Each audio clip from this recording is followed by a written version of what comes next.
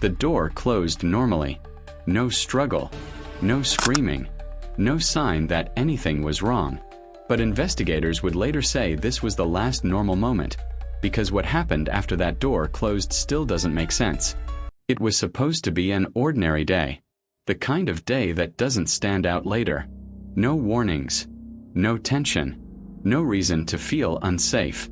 The house sat quietly on a residential street, surrounded by other homes just like it. Clean yards. Parked cars. Neighbors going about their routines. Nothing about this place suggested danger. Nothing suggested that it would soon become the center of an investigation that still unsettles detectives years later. The camera that captured everything wasn't installed for crime. It was there for convenience. A basic security system, mounted high enough to catch movement near the entrance. It had recorded hundreds of normal moments before this one. People arriving, people leaving, doors opening and closing. Nothing unusual. Until this moment. The footage begins without drama. A person approaches the door at a calm pace. No hesitation. No sign of fear. Their posture is relaxed. Their hands are visible. They aren't rushing. They aren't being forced. If you didn't know what came next, you'd think this was just another clip that would be deleted to save storage space. The door opens. There is a brief exchange. Nothing you can hear. Nothing you can clearly see. Just a few seconds of interaction that appears completely normal.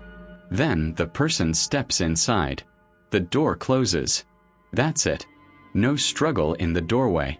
No attempt to pull away. No one chasing them inside.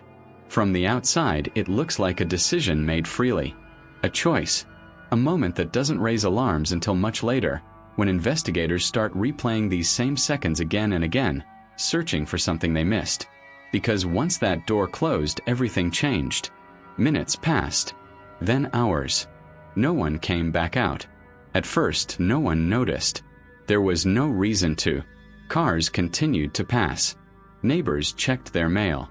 Life outside the house moved on as if nothing had happened inside. But inside, something had gone wrong.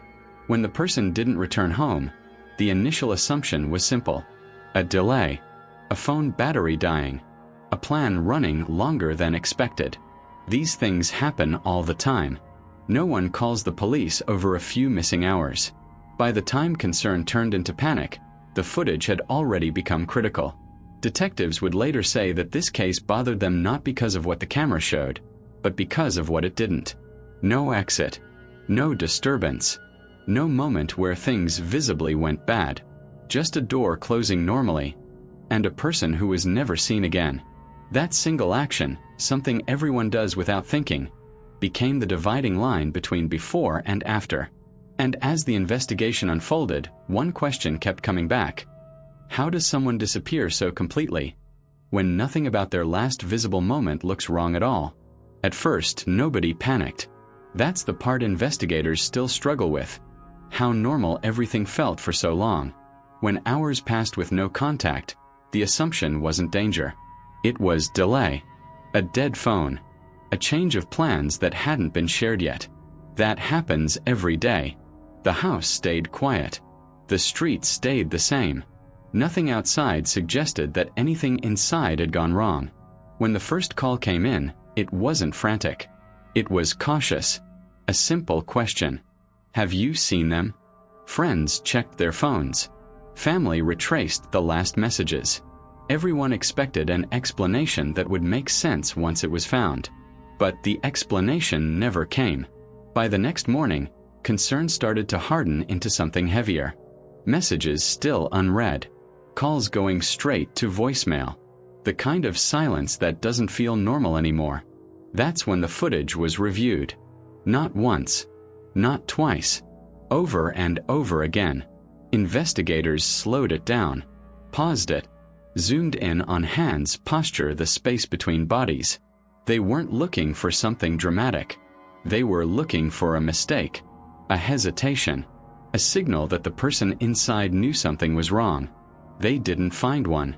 Everything about the entry looked voluntary. Calm. Almost routine. The door didn't slam. There was no resistance, no urgency. If you didn't know the outcome, you'd never stop on that frame. That's what made it dangerous. Because when something looks normal, people stop questioning it. The timeline that followed raised more questions than answers. No activity on bank accounts. No messages sent. No movement on any camera that covered exits. It was as if the person had been erased the moment the door shut. Police searched nearby areas first. Streets, stores, places someone might walk to if plans changed. Nothing. Then they went back to the house. From the outside, it offered no clues. Doors locked. Windows intact. No signs of a struggle. No neighbors reporting noise. No calls about disturbances. Nothing that would justify forcing entry without stronger cause. That delay mattered. Because whatever happened inside that house didn't leave obvious marks. And whatever decisions were made there were made quietly. When investigators were finally allowed inside, they didn't find what they expected. No chaos. No overturned furniture. No obvious crime scene. The rooms looked lived in. Ordinary. Almost intentionally undisturbed. That made one thing clear. If something violent had happened, it hadn't happened the way people imagine violence. No explosion. No sudden outburst. No moment that would have alerted anyone nearby. This wasn't panic. This was control. And that realization shifted the entire investigation. Because when a person disappears without noise, without witnesses, without urgency, it means time was on someone's side. Someone inside that house didn't rush. They didn't need to. And the longer investigators studied that calm entry on camera, the more unsettling the truth became. The most dangerous moment wasn't after the door closed. It was the moment when closing it felt completely safe. Once investigators accepted that this wasn't an accident, their focus shifted to something more uncomfortable. Patterns. Because disappearances like this don't happen in isolation. Not when there's no noise. Not when there's no struggle. Not when someone walks into a place and is never seen again. They started by rebuilding the days before the door closed. Phone records. Messages. Small details most people forget the moment they happen. At first, everything looked normal. Conversations about everyday things. Plans that didn't feel urgent. No threats. No arguments. No messages that suggested fear. If anything, the tone was calm, almost boring. That's when one detail stood out. There were gaps. Not obvious ones. Not the kind that screamed danger. But moments where contact suddenly stopped and then resumed hours later, without explanation. Times where questions went unanswered, then brushed off casually. Investigators don't ignore gaps like that. They compared them with camera footage from nearby locations. Parking lots. Intersections. Store entrances. Nothing dramatic appeared. Just movement that lined up, almost too cleanly. That's when they widened the scope. They looked beyond the final day. Beyond the final week. They went back months. And that's where the pattern began to form. The same location appeared again and again. Not always on camera. Sometimes just in digital traces. A phone ping. A receipt. A routine that repeated quietly, consistently. It wasn't random. Someone had been learning habits. Learning timing. Learning when no one would ask questions. When absence wouldn't immediately raise alarms. That realization changed how detectives viewed the footage of the door closing. It wasn't a decision made in that moment. It was the final step of something that had already been planned. When investigators interviewed people connected to the case, the same description kept coming up. Nothing seemed wrong. They didn't sound scared. They didn't mention any problems. That consistency didn't bring comfort.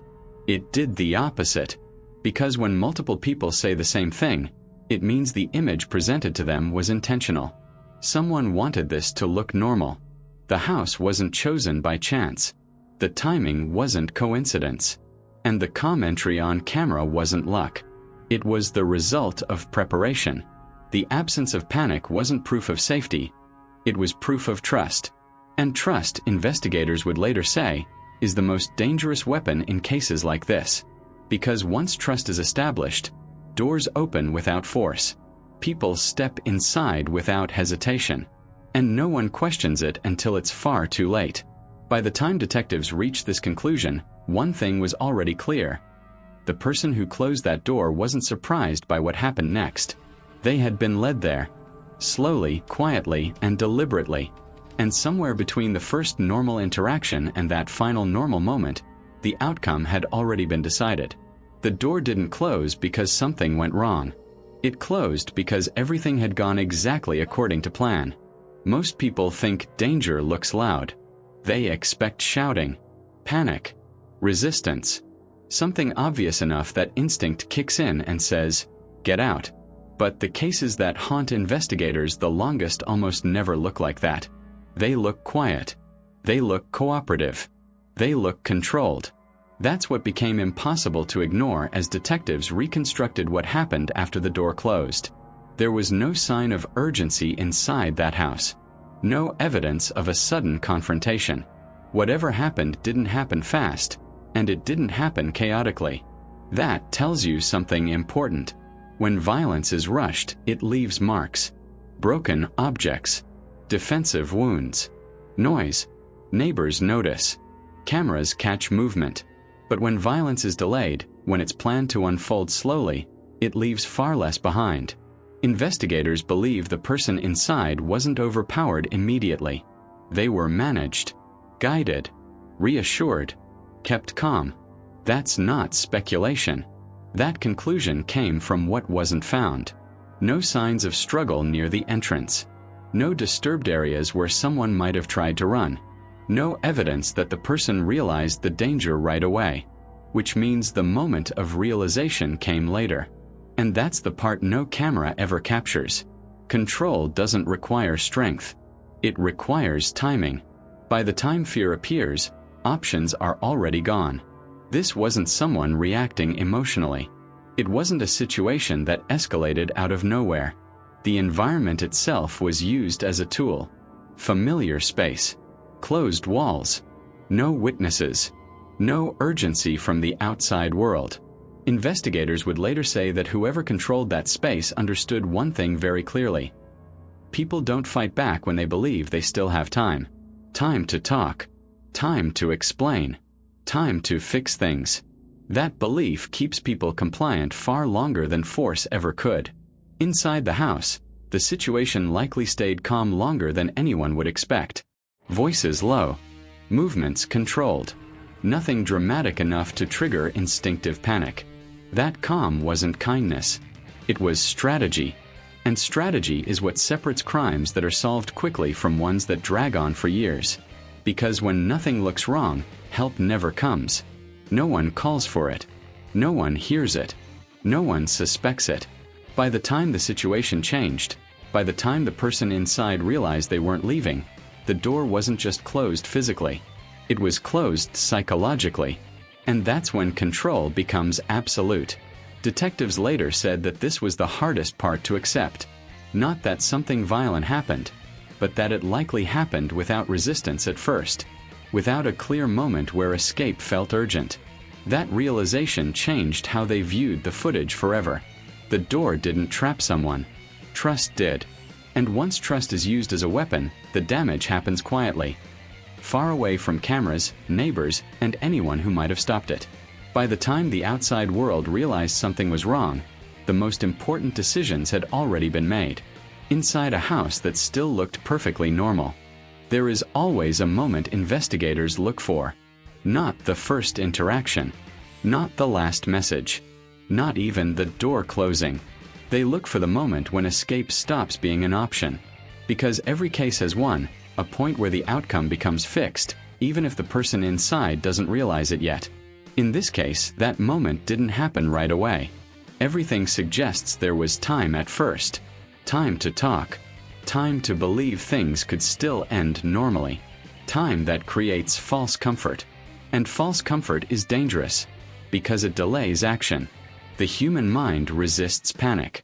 It searches for explanations. It convinces itself that staying calm is safer than reacting too quickly. Investigators believe that instinct played a role here. Whatever was said inside that house, it worked.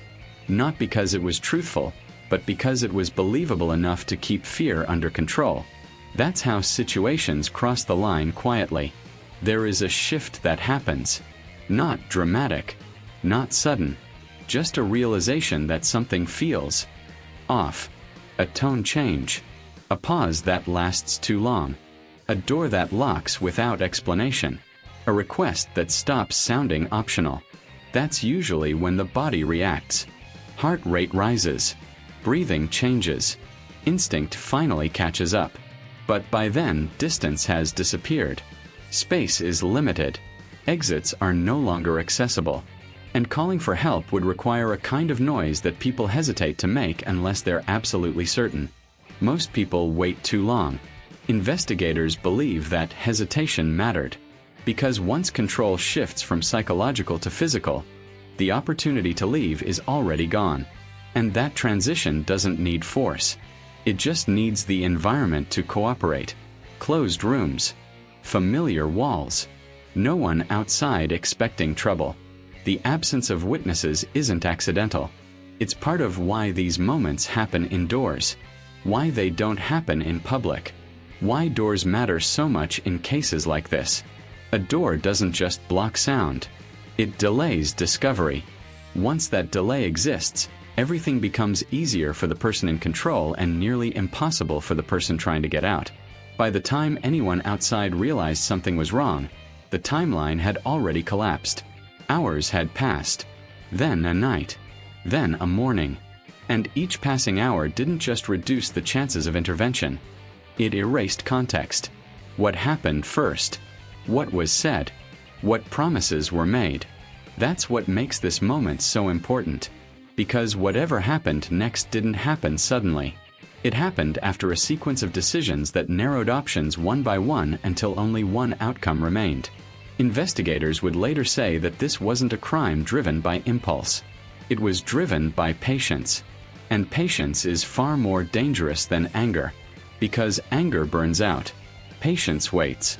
And when patience is paired with trust, doors don't need to be forced open. They close normally. And once they do, the moment you don't come back from has already passed. Silence can hold for only so long. At some point, it cracks. Not all at once, but in small ways that are easy to miss unless someone is paying attention. In this case, the first crack didn't come from inside the house. It came from outside. Someone noticed the absence. Not immediately. Not dramatically. Just enough to feel wrong. A message that stayed unread. A routine that suddenly broke. A time someone was supposed to show up, and didn't. That's when questions started forming. Quiet ones at first. The kind people hesitate to say out loud because they don't want to overreact. But once those questions exist, they don't go away. Investigators entered the case through those questions. They retraced steps. Rebuilt timelines. Asked the same basic thing everyone asks at the beginning. When was the last time anyone saw them? That answer led straight back to the footage. The same clip. The same calm entry. The same door closing without resistance. But this time, the footage wasn't just a moment. It was a boundary. Everything before it was known. Everything after it was missing. As detectives worked forward, they found something unsettling. There was no digital life after that moment. No phone activity. No online presence. No accidental signals that usually appear when someone is still moving through the world. That absence spoke louder than anything else. They widened the search. Checked traffic cameras. Public spaces. Places someone might go if plans changed suddenly. Nothing lined up. No movement. No trace. Which meant one thing was becoming unavoidable. Whatever happened, happened inside. That realization shifted the investigation again. When detectives returned to the house with that understanding, they weren't looking for chaos. They were looking for control. For signs of cleanup. For places that didn't quite make sense once you knew what to ask. And when you know what to ask, normal details start to feel wrong. A surface that's too clean. An item out of place, but not broken. A room that looks untouched, not because nothing happened, but because someone made sure it stayed that way. This is where cases change. Not with a confession. Not with a dramatic discovery. With inconsistencies. Small ones. Quiet ones. The kind that only matter once you line them up side by side. Investigators began documenting everything. Not because they knew exactly what had happened, but because they were certain it hadn't happened the way it was supposed to look. The calm entry. The lack of witnesses. The sudden disappearance. Those things don't exist together by accident. Someone had planned for time. Someone had planned for silence. And someone had assumed that silence would hold. But silence never does. Because absence creates pressure. And pressure forces attention. And attention brings people back to moments that once felt unimportant. Like a door closing normally. Only now everyone was looking at it differently. Not as a harmless ending to a clip, but as the beginning of a truth that was starting to surface. Every investigation reaches a point where pretending stops working.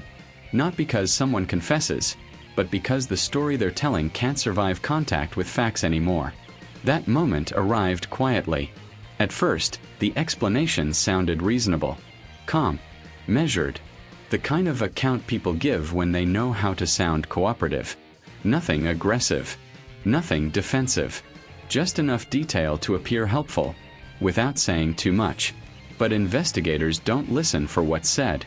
They listen for what's avoided. The timeline didn't breathe. Events were too neat.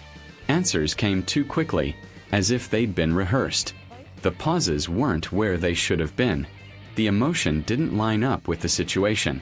And most importantly, the story didn't match the house. Because houses tell the truth. They hold onto patterns.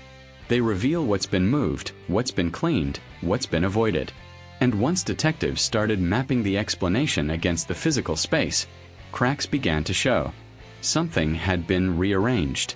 Something had been wiped down too carefully.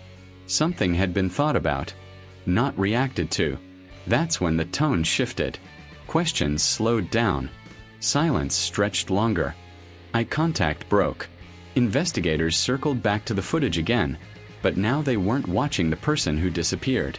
They were watching the person who remained. Every movement mattered. Where they stood.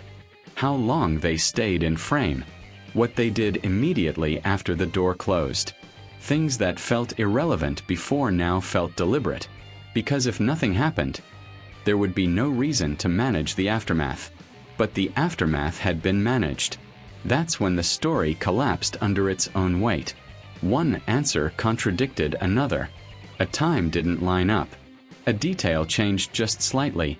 Not enough to sound like a lie, but enough to prove it wasn't memory anymore. It was construction. And construction always leaves seams. Investigators pressed harder. Not aggressively. Patiently. Letting the silence do the work. Letting the person fill it. Then comparing each new word to what was already on record. The room felt smaller. Not physically, psychologically. Because once someone realizes the version they prepared isn't working, panic doesn't explode. It leaks. Breathing changes. Posture tightens. Confidence thins. And that's when the most dangerous part of the case became clear. This wasn't about losing control. It was about losing the ability to control the narrative. The door had closed normally, but everything after it had been managed, adjusted, and quietly rewritten. Until it couldn't be anymore. By the end of that conversation, investigators didn't need a confession. They didn't need raised voices. They didn't need theatrics. They had something stronger. They had certainty. Certainty that the calm entry wasn't innocence. Certainty that the silence wasn't coincidence. Certainty that what happened after the door closed was intentional. And once certainty enters a case, the ending stops being negotiable. Because lies can survive suspicion. They can't survive alignment. In the end, there was no single image that explained everything. No dramatic clip. No clear frame that showed the truth in one glance. That's what made this case different. The camera did its job. It recorded what it was meant to record. A person walking in. A door closing. A moment that looked ordinary enough to ignore. But cameras don't record intent. They don't capture tone. They don't show hesitation. They don't reveal the quiet decisions that happen when no one is watching. Investigators eventually pieced together what happened. But even then, something remained unsettled. Not the facts, the feeling. Because knowing what happened didn't answer the harder question. How did it feel so safe? Until it wasn't. That question stays with the people who worked this case. They've said it's the reason they replayed the footage so many times. Not to find a missed detail, but to understand how normal can become dangerous without changing its appearance. The door didn't slam. No one ran. No one tried to stop it. And that's the part that lasts. Because everyone watching that clip can imagine themselves in that moment. Making the same choice. Trusting the same signals. Believing that nothing bad could happen in a place that looks familiar. That's why cases like this matter. Not because they shock, but because they reveal how thin the line really is between routine and tragedy. After everything was uncovered, one investigator said something that never made it into any official report. They said, "The scariest part wasn't what happened inside the house. It was how easy it was for it to begin. No warning signs. No obvious threat. Just a door closing the way doors close every day. And somewhere between that moment and the silence that followed, a life was altered forever." This story doesn't end with comfort. It doesn't end with relief. It ends with awareness. Because the next case won't announce itself either. It will start quietly. It will look normal. And it will rely on the same thing this one did. Trust.